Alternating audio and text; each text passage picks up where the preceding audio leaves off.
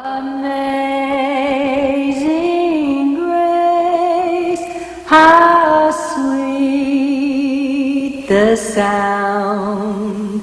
Beverly Oliver, the former nightclub singer at the Colony Club, believes she saw the man who killed the president.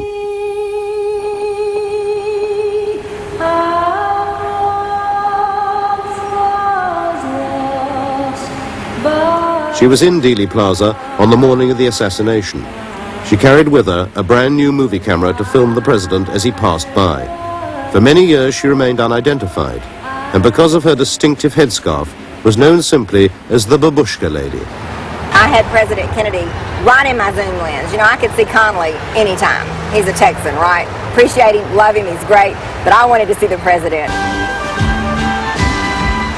In the carnival atmosphere surrounding the motorcade, there was no indication of the danger lurking seconds away in Dealey Plaza. When I first heard a noise, I was not aware that that was a shot being fired, and maybe perhaps that's why I continued to film, because I thought it was a backfire or a firecracker. I mean, I wasn't used to being around guns. I did not realize that those were shots until I saw in the frame of my camera President Kennedy's head come off, the back of his head. Then I realized that that was a shot. I don't know how many I heard. I know where I thought the shots came from. Was the picket fence area, and that around that large tree somewhere on the other side of those steps, but in the picket fence area. There was a figure there, and there was smoke there. I will always believe that the man that shot President Kennedy was standing somewhere in the picket fence area, and no one will ever convince me any differently. Next to Beverly, as she filmed, was eyewitness Charles Brem with his young son. He was swiftly besieged by newsmen. Tell us exactly what you saw, sir. He was coming down the street, and my 5-year-old boy and myself were by ourselves on the grass there on Palmer Street, and I asked Joe to wave to him, and Joe waved, and I waved, and the man... That's all right, sir. You were Charlie. It was frightening. They took me and my 5-year-old boy because we were surrounded by the 2 busloads of people there. They had asked me, how do you know it was rifle shots? Were you ever in the Army? Were you ever? I said, yes, I was not only in the Army, I was in combat, and I pulled up my sleeve and showed them my arm and said that I've had bullet holes in me. So this started the crowd around me. Well, some of the police thought that I was possibly the guilty party, and they took me right to the front door of the school book depository where a police car was parked, and put me and little Joe in the police car. Well, an awful lot of the people who were passing by there thought that I had did it, and I was pounding on the car and calling me names that you don't repeat in good company. And there were an awful lot of...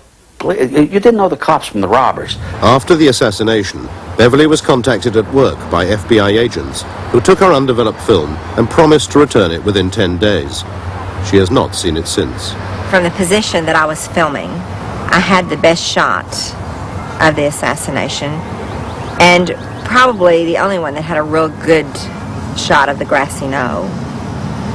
And probably would be a lot of unanswered questions answered if my film could be found. Fortunately, a few feet to Beverly's left, Mary Ann Moorman in the dark coat took her picture a split second after the president had been fatally struck in the head. Although frequently examined by the FBI, her historic snapshot was too widely publicized to disappear. We know that the president's car was in the center. Its dramatic secret, however, has only recently been uncovered. After 5 years of intensive study of the Moorman picture by 2 researchers in Texas, Jack White and Gary Mack, there is at last convincing evidence of a gunman up on the grassy knoll. Here is the guy that we call Badge Man, and it appears to me that from our study of it, his waist is right at the top of the wooden fence. Gary Mack was the first to isolate the image, now known as Badge Man. What I was looking at, to a lot of people, might have just been like looking at an ink blot or something, and all of a sudden I started to see eyes and ears and forehead and hair, and little by little the pieces of this image started to make sense to me. And that's when I first called Jack, and with his photographic work doing the blow-ups, we could see more and more and more detail. The And at one point, we realized that this fellow was probably wearing a police uniform, or some type of uniform that was close enough to what the Dallas police were wearing, so that he could pass as a police officer. And really, to me, that was the one scary moment, because that was such a brilliant plan.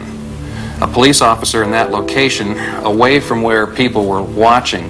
If anyone did see him, they wouldn't think anything about it, because there were police in that area, although nowhere near where we see this guy. So this guy was an imposter.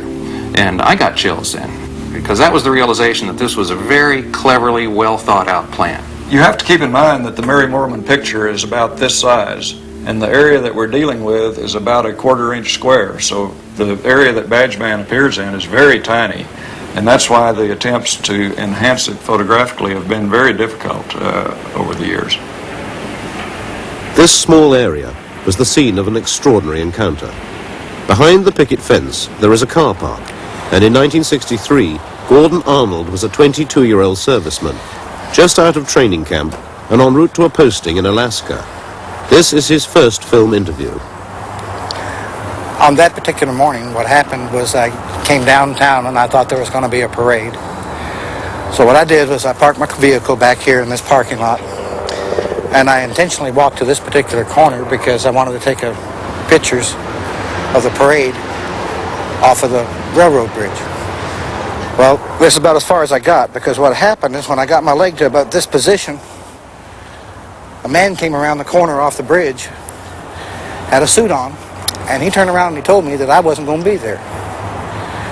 And I guess I was younger and more spunky at that time, because I told him, you and who else is going to keep me off the bridge? And he pulled out an identification card and he said, I'm with the CIA. And I said, well, that's enough muscle. I'll leave. So I turned around and I brought my leg back over like this. I walked down the fence line here about halfway. And I was looking over the fence to see if I could get a good shot of the parade. And he come back up and he told me, he says, I told you to get out of this area. And I said, okay. So I walked the complete length of the fence, got around on the other side. That's when I started to line up my frame so that I could take the picture of the parade. I had been panning shots through here so that I could get whatever was going to come down the street. And I saw that it was the President of the United States. And as I was panning down this direction, just as I got to about this position, a shot come right past my left ear. And that meant it would have had to come from this direction. And that's when I fell down. And to me, it seemed like a second shot was at least fired over my head. There's a bunch of report going on in this particular area at that time. And what happened was that while I was laying on the ground, it seemed like a gentleman came from this particular direction. And I thought it was a police officer because he had a uniform of a police officer. But he didn't wear a hat. And he had dirty hands. But it didn't really matter much at that time, because with him crying like he was, and with him shaking when he had the weapon in his hand, I think I'd have gave him almost anything except the camera, because that was my mother's. And literally what the man did was kick me and asked me if I was taking a picture. I told him that I was. And when I looked at the weapon, it was about that big around, and I decided I'd let him go ahead and have the film. I gave it to him. And then he went back off in this direction. I went off in this direction. And 3 days later, I was in Alaska. And I didn't come back to the United States for about 18 months. We spent a lot of time studying the picture and looking at little details, and I guess in the back of our minds was a story that had come out 4 years earlier by a man named Gordon Arnold, who claimed to be a witness to the assassination and claimed to have been standing up by the fence. And there was a light blob of something very close to where Badgeman was. We weren't sure what it was, but gradually as details started coming out with Jack's photo work, we realized that this image was probably Gordon Arnold. And here's a guy who had told his story just to an acquaintance and was overheard, and that story went off to the news media, and Gordon Arnold was interviewed, and it appeared in the newspaper that he had been at the scene and was in that location, but no one believed him, because there were no photographs or films that showed a man in that position. But all of a sudden, the Mormon picture confirmed his story.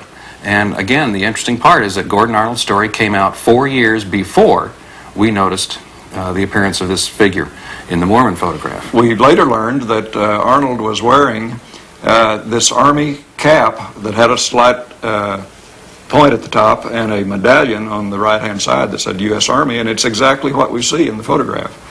We also know that Gordon Arnold was filming this scene with a movie camera, and that's exactly what the photograph shows, because we see the right arm of the person in this position with his hand up toward his face and what appears to be obstructing his face, something perhaps like a movie camera. You want to check that measurement once again? Yeah, this is about... Gary and Jack's work has been verified and duplicated by independent experts in Great Britain. Measurements taken in Dealey Plaza and from Mary Ann's original camera confirm that it was possible for the Badgeman figure to have fired the fatal headshot. And excellent view of the street from here.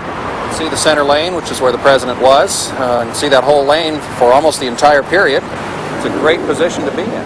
But the photograph had yet more to reveal.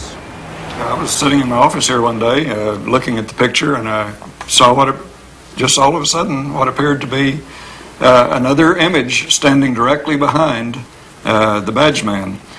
This appears to be a person in a hard hat and a white T-shirt.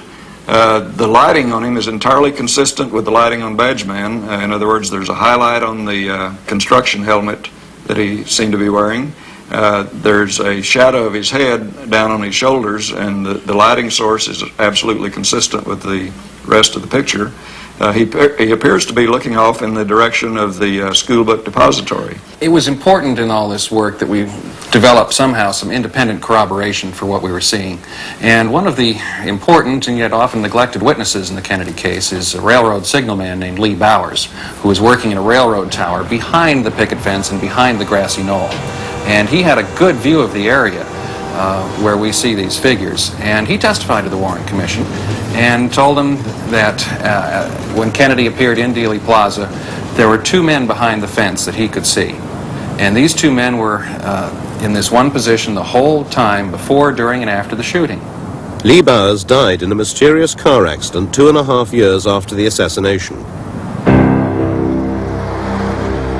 However, his story is confirmed by another eyewitness, Ed Hoffman, a deaf mute who is interviewed here for the first time. I'd gotten off work early because I had a dentist's appointment. I was traveling down the freeway here, and I remembered that President Kennedy was coming to visit Dallas. I parked my car here. I realized at this spot that I would be able to see Kennedy pass close by. I stood here and waited, and I was looking towards where he would be coming from. I suddenly saw two men who looked suspicious directly over there in the car park. 25 years ago, these trees did not obscure the view. From his position at the side of the freeway, Ed Hoffman could clearly see the car park area behind the grassy knoll. I saw a man standing here, wearing a black hat and a blue jacket. I saw a puff of smoke, and I thought it was a cigarette, but it wasn't. He had a gun, and he walked towards the railroad. He tossed the gun to the second man. Then he turned and straightened his jacket, adjusted his hat, and walked casually away.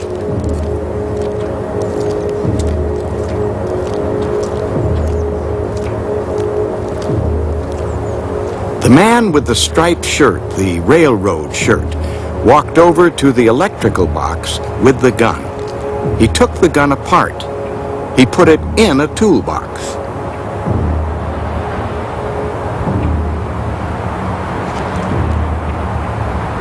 He then walked slowly away in the direction of the railroad track.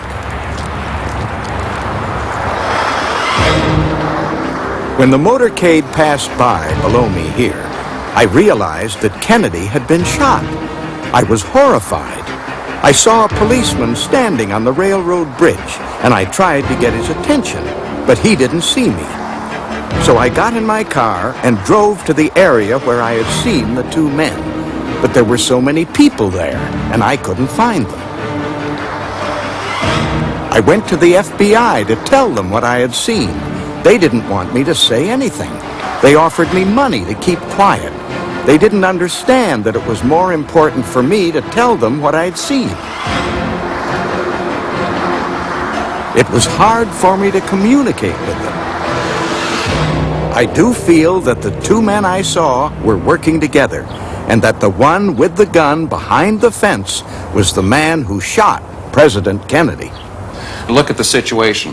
The FBI started in the investigation right away, and they had all these reports, over 50 reports from eyewitnesses saying at least one of the shots came from that area.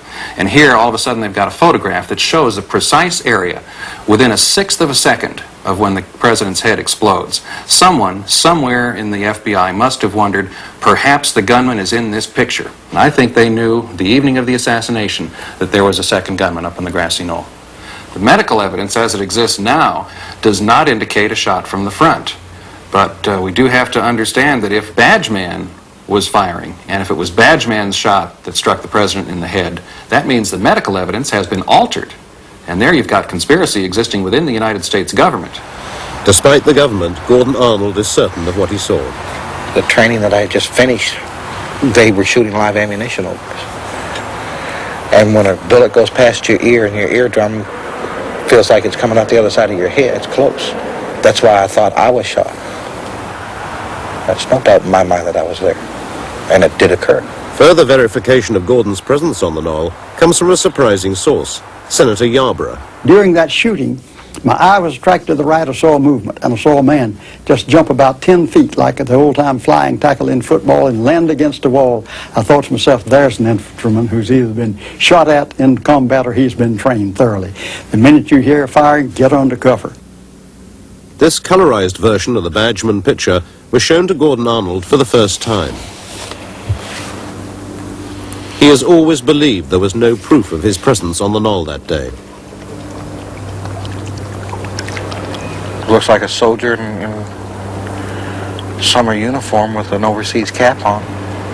It looks like it would have been my uniform. And it looks like there's a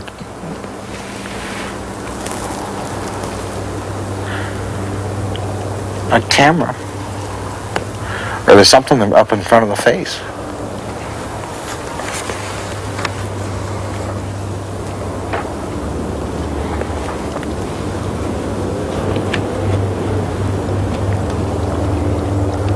It looks like a white spot. If it's a flash, it would be like off of a muzzle flash. This looks like a police officer because that would be the badge. That would be the arm emblem. Would this fella back here be the railroad man I asked you about this morning? Because when I was walking to the site, and I had never told anybody that I had, when we were out there filming, it reminded me that there was a railroad worker just standing out there by the railroad tracks. But it looks like somebody's taking a picture. Yeah, I couldn't figure out why would I be standing crooked until I flipped that up, and if that's a muzzle blast or flash, then whoever's standing there would have been a fool to stand up straight. He'd been trying to get away from harm's way is what it boils down to. And that could very well be me.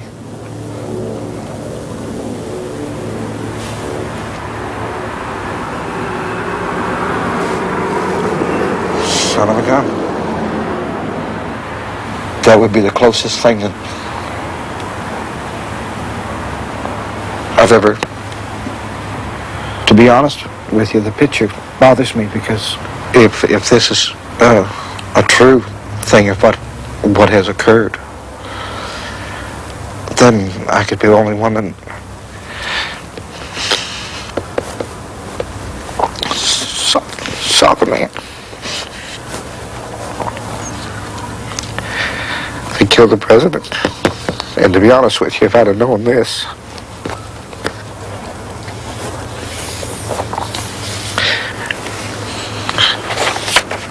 when they give me the interview.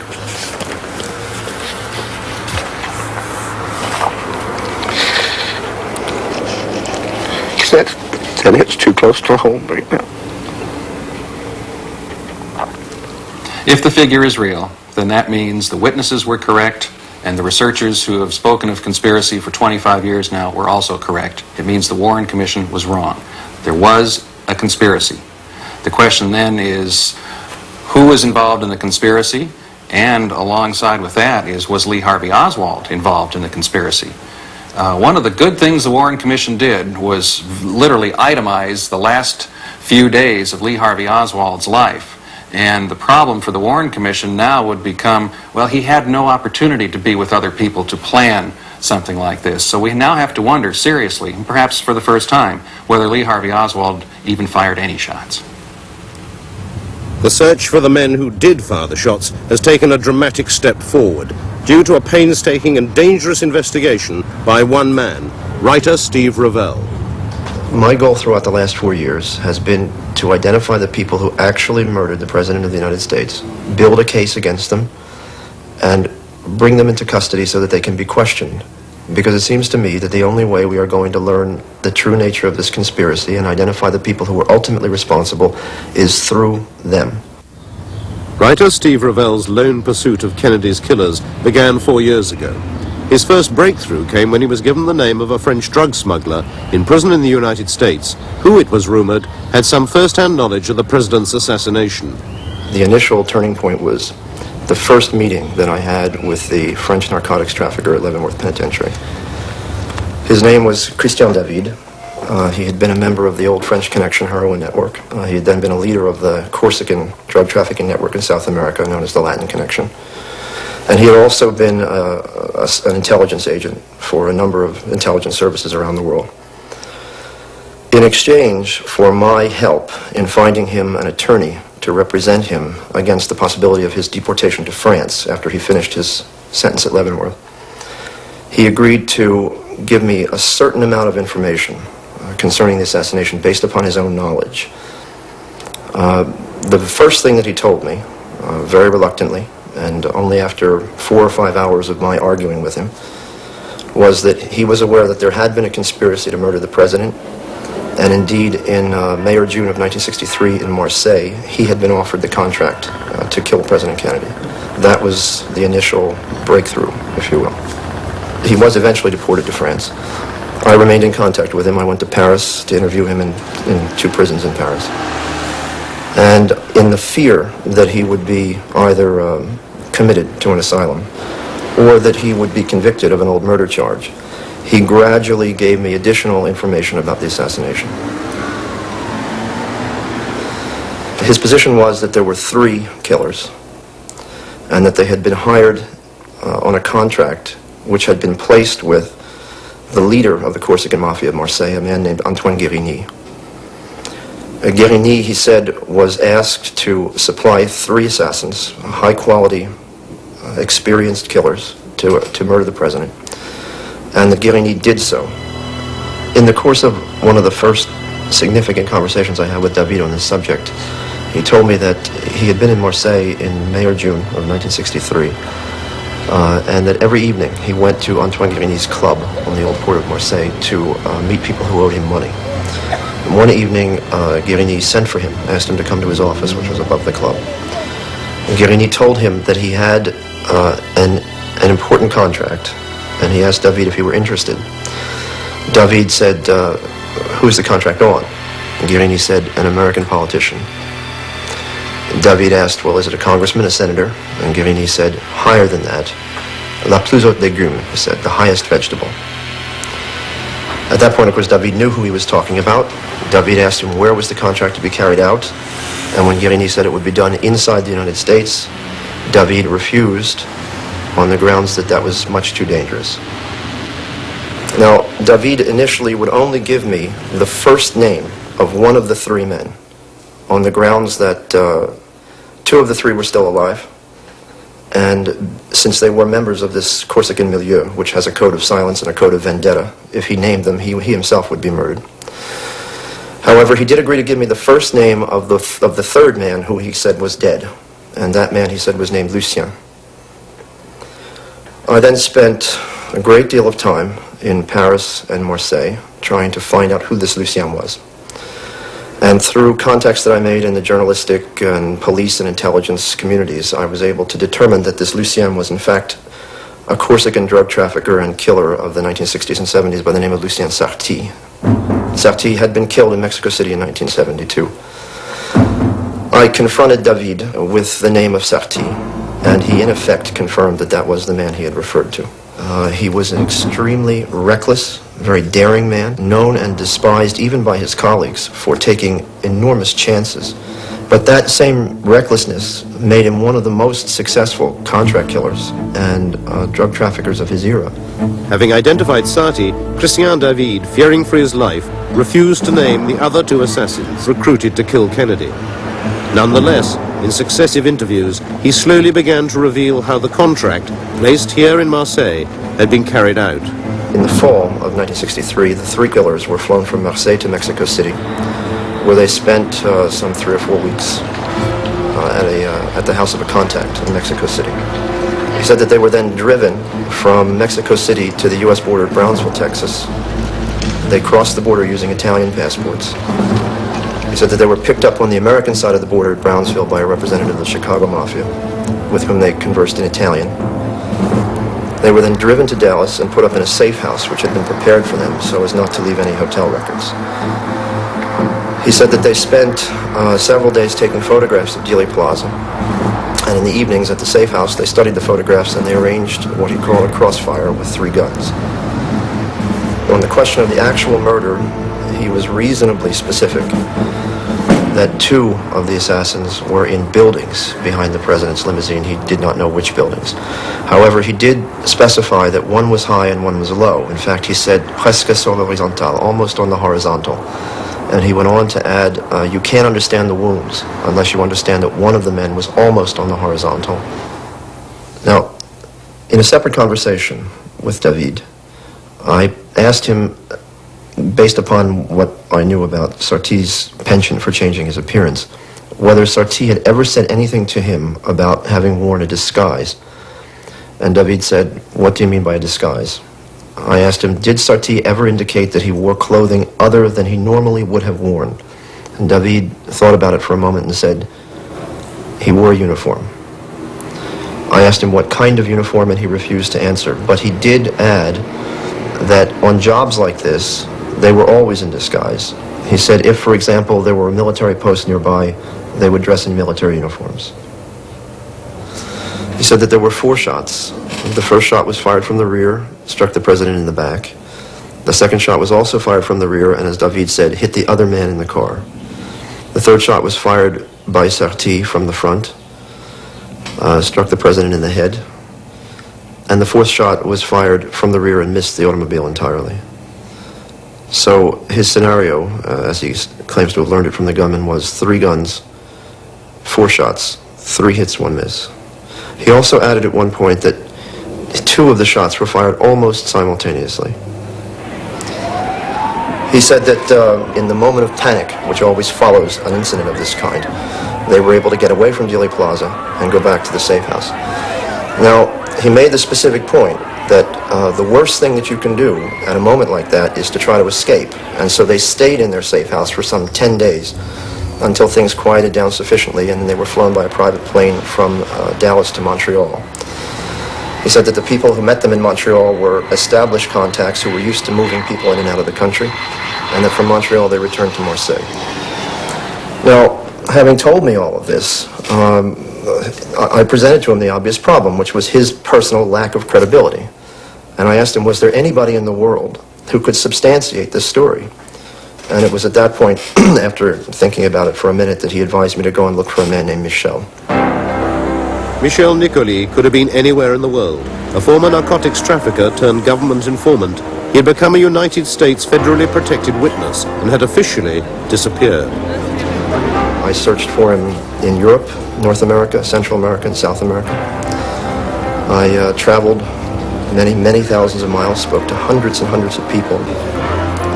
I was given a lot of false leads. I took out coded ads in newspapers all over the world addressed to him using language that he would understand. And finally, in June of 1986, I, almost by accident, found the one person in the U.S. government who knew where he was, who was a very high official of the Drug Enforcement Administration.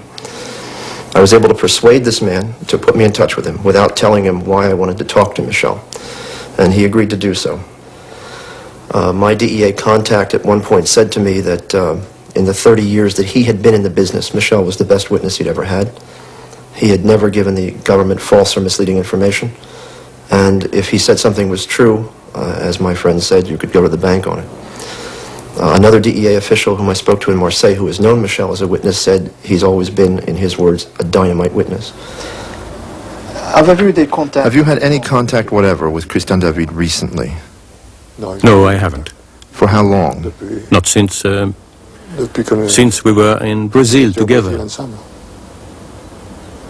I caught sight of him in prison, but only in passing, that's all.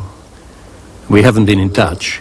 So that's how long it's been since you have had any contact with him? In 1972, we came back from Brazil together. I met him in prison. Or rather, I caught a glimpse of him in the criminal court, that's all.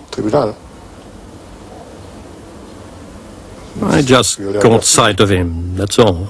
Since then, I haven't seen him. In the course of 3 subsequent conversations, among other things, Michel confirmed that Lucien Sarti was one of the 3 killers. And I went through with him the details that David had given me. He confirmed all of the details with the exception of 2, in which case he said he did not know those specifics. But he did say that he had learned the details from the same source at the same time as David had. When we met in a bar in Argentina in 1966, I think. Christian David was present. There were 4, 5 or 6 of us, I can't remember exactly. The final pieces of the puzzle were falling into place. From the lips of Michel Nicoli, Steve now had the names of the other 2 assassins. He now sought to confirm their participation from his first informant, still awaiting trial in his prison cell in Paris. At that point, I then went back to David. I gave him all 3 names, and in effect, he confirmed them. When I showed David an aerial photograph of Dealey Plaza, the first thing he said was, "Show me where the railroad bridge is." I pointed out the bridge over Elm Street, and he said that was where Sarti wanted to be. But on the morning of the assassination, the bridge was guarded, and he was forced, as he said, to move on to the little hill with the wooden fence. He took up a position from behind the wooden fence from which he fired 1 shot, and David specified that he used an explosive bullet. Now, he said that Sarti was the only one who used that kind of ammunition, a remark which he refused to explain and which I didn't understand at the time, until I put the question to Michel. When I asked Michel if it were true that Sarti had used an exploding bullet, Michel sighed and said, yes, that was what I had heard. Yes, it's Lucien Sarti. Me too. I sometimes carried them with me, but I didn't use them. What was the advantage of having bullets like that? Well, it makes a larger hole in the body.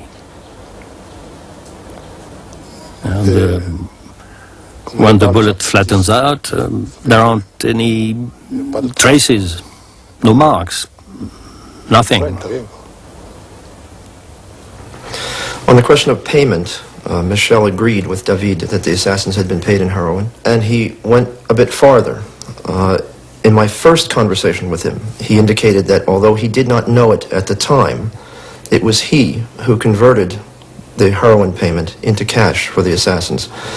He indicated, at least initially, that the three men had appeared at his apartment in Buenos Aires in the months following the assassination with, as he put it, a substantial quantity of heroin. He was surprised because, to his knowledge, it was the first time that any of the three of them had dealt in heroin. But given his reputation for not asking embarrassing questions, he simply agreed to convert the heroin into cash for them. Did they ever give you any indication about who was behind this contract? No, they didn't talk to me about that. It was Christian David who told me that it was someone in the mafia, but I don't know who it was. But it was known more or less generally in this circle of Frenchmen in South America that it was the mafia that was behind it. Yes. My own conviction at this point is that the contract probably originated with Carlos Marcello of New Orleans, who placed it in Marseille through his colleague Santos Traficante Jr., who had the closest relations with Antoine Guérini. Beyond that, it seems reasonable that Giancana of Chicago was involved if we accept David and Michel's idea that the assassins were met at the border by representatives of the Chicago Mafia. And the fact that Sarti's customers were primarily in New York, and the fact that the assassins evidently moved out of the United States through the Montreal corridor, which was very closely linked to the New York Mafia, also suggests that Gambino may have been involved.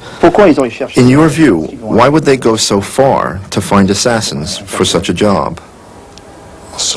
In my opinion, to obliterate any traces, to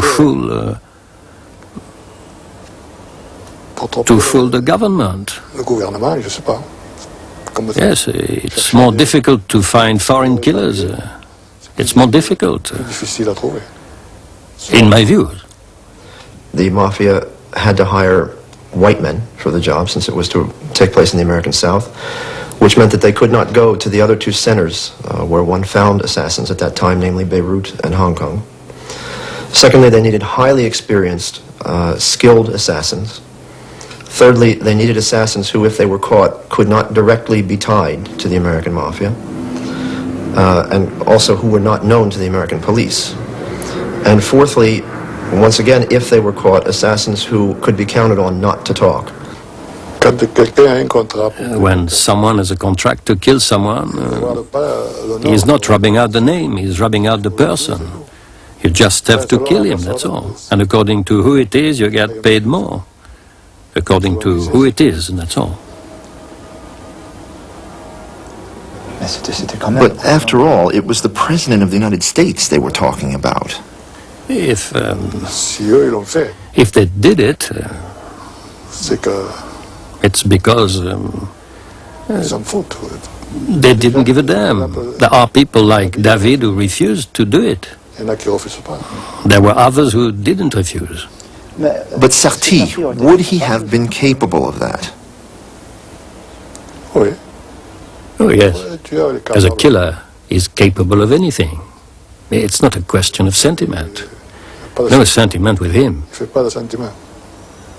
I couldn't pursue the matter much farther on my own. I mean, to this point, I had been working on it for 3 years, essentially on my own. It was clear that at this point I was going to need some sort of official assistance. And so I decided to confide what I knew in the DEA official who had put me in touch with Michel. Based upon what Michel had said and his own inquiries, the DEA official decided that the matter ought to be handled in an official fashion. The first step was that he and I together went to interview Michel. And to my enormous relief, Michel repeated essentially the same story he had told me in front of the DEA official. At that point, I, in effect, had engaged some official interest on the part of the government in my inquiries. The DEA official then felt that it was necessary to make the FBI aware of what it was we had learned, since the case was not in DEA's jurisdiction, but was still in the FBI's jurisdiction. The essence of what I learned was turned over to the FBI by the DEA in 1987. An official of the FBI then interviewed Michel Nicoly and indicated that he was persuaded by Nicoly's statement. I assumed at that point that given the testimony by credible witnesses, the government would then move toward the indictment and the arrest of the people who had been named. So far as I can tell, since then, nothing has happened.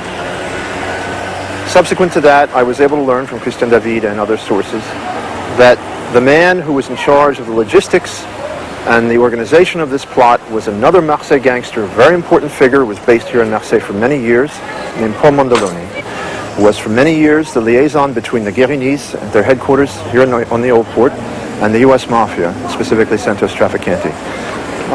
They established that liaison in Havana when Mondoloni ran the Corsican casinos there, and it was sustained later when the Corsicans were thrown out by Castro and they were forced to move to Montreal and establish a heroin smuggling outpost there. Mondoloni would have been the ideal person to have organized and carried out this plot. The feeling on the part of the officials, both the DEA and FBI, however, was that before we could go to a grand jury, we would need two witnesses. We had potentially Michel Nicoli. They felt we would also have to have Christian David.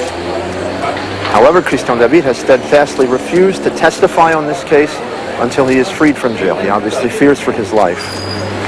Now, all this is very frustrating. I mean, it's a very intolerable state of affairs, because the men who murdered the President of the United States have been named by witnesses who even the government considers are credible. We have people we can put our hands on, people we can arrest, and nothing is being done about it. And yet until they're arrested and interrogated, and the truth comes from their own lips, if they are in fact guilty, we may never know the resolution of this mystery. We may never have the truth about this matter. And that's a situation that I personally find intolerable. Christian David is still in Paris on the old murder charge, the shooting of a French policeman in 1966. He vehemently protests his innocence. His defense lawyer, Henri Jérémy, has great faith in the credibility of his client and his extensive inside knowledge of the criminal underworld. David is not anybody. He's a serious man. And American authorities knows that David is a serious man. David has been a long time in jail during his life, but anyway, he has made a lot of things during his life. Then, when David says something, it's serious. But David has always been extremely reluctant to impart any details of what he knows about the killing of Kennedy, even to his own lawyer. I said, yes, I know certain things. Could you tell me those things? I asked him. He told me, no, I'll talk when I'll be free. Yes, but he told me, I can, if you want, write to you what I know. I said, all right. And then he wrote to me a letter, a closed letter. And on this letter, it's written, cette lettre doit être gardée en dépôt par mon avocat jusqu'à ce que j'ai retrouvé ma liberté. Elle ne peut pas être ouverte sans mon autorisation.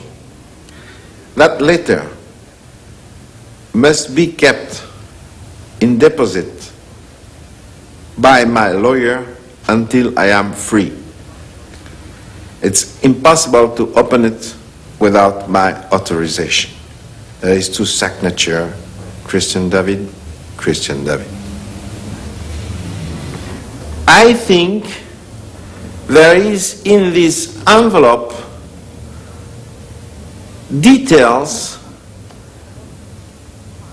important to find murderers, because I think there were murderers, and not only one murderer. That's what it is in this envelope. That's what I think about that. With the new evidence that has emerged from these investigations, so many of the mysteries surrounding the murder of the president can at last be explained.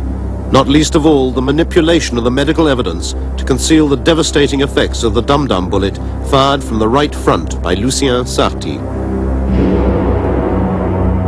The use of such a distinctive missile and its trajectory would have been immediately apparent at a normal autopsy, as Dr. Cyril Wecht explains. A frangible bullet is one that is constructed to literally break apart upon impact.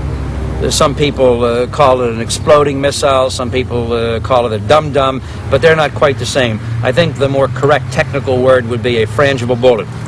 If a frangible bullet had been fired from the right side, then it would have, of course, dispersed into dozens, if not hundreds, of fragments, leaving no significant piece of itself intact. There were many small pieces of metal that were never subjected to neutron activation analysis testing. And unless that was done, you see, we could never know for sure whether all of the fragments came from one particular bullet or one batch of bullets. That's the significance of the brain examination relating to whether there was a second gunman and also the possibility of whether a frangible bullet had been used by that second gunman firing from the right side. I've become convinced that Oswald had nothing to do with the assassination and that he was very carefully chosen and very carefully set up to take the blame. Based upon what I've learned, it seems to me that all the principals involved in the plot to kill the president had ties of one kind or another with U.S. intelligence agencies. There was Trafficante and Giancana, who had been conspiring with the CIA to assassinate Fidel Castro. Antoine Guérini, who had had a relationship with both the OSS and the CIA dating from 1943. And there was Oswald, whom I'm satisfied had been used as a low-level intelligence operative. So even though I don't think that the CIA, for example, had anything directly to do with the assassination, on the day after the assassination, they found themselves in a horribly compromised position, a position in which they could very easily have been blackmailed by the plotters into covering up whatever they knew about the assassination. But the Mafia could hardly have acted alone, given the intricacy of the assassination plot and the strength of the cover-up for 25 years. Colonel Fletcher Prouty was Chief of Special Operations of the Joint Chiefs of Staff during Kennedy's presidency. He believes even more powerful forces were ultimately responsible. I think without any question, it's what we call the use of hired gunmen. And this isn't new. In fact, this little manual here, which is called the Assassination Manual for Latin America, contains a line which says that, talking about Latin America, if possible, professional criminals will be hired to carry out specific selective jobs in quote, which means murders. Well, if this manual for Latin America, printed within the last few years, and a government manual, says that, there's no question but what the application of the same techniques was dated back in Kennedy's time. In fact, I know that from my own experience. You know, I was in that business in those days. So, with that knowledge, you begin to realize that hired criminals, the way this book says, can be hired by anybody in power with sufficient money to pay them, but more importantly, with sufficient power to operate the cover-up ever after. Because you see, there's one thing to kill somebody. It's another thing to cover up the fact that you did it or that you hired somebody to do it. And that's more difficult. So they use the device of the Warren Commission report to cover up their hired killers. Now, who would hire the killers? And who has the power to put the Warren Commission report out over the top of the whole story? You see, you're dealing with a very high echelon of power. It doesn't necessarily reside in any government. It doesn't necessarily reside in any single corporate institution, but it seems to reside in a blend of the two. Otherwise, how could you have gotten people like the Chief Justice of the Supreme Court to participate in the cover-up, the police in Dallas to participate in the cover-up, etc., and the media? You know, all the media, not just one or two newspapers, but none of them will print the story that other than Oswald killed the president with 3 bullets, something that's absolutely untrue. I think it's extremely important for the American people to know that there can be the overthrow of a government, that there can be a coup d'etat in America, that in fact did happen through the assassination of President Kennedy. In order to prevent that kind of thing from happening again, in order to expose the forces that were responsible for that kind of murder and the kind of cover-up that has ensued in the following 25 years, it's necessary to expose it. Otherwise, we can have the same thing repeated again.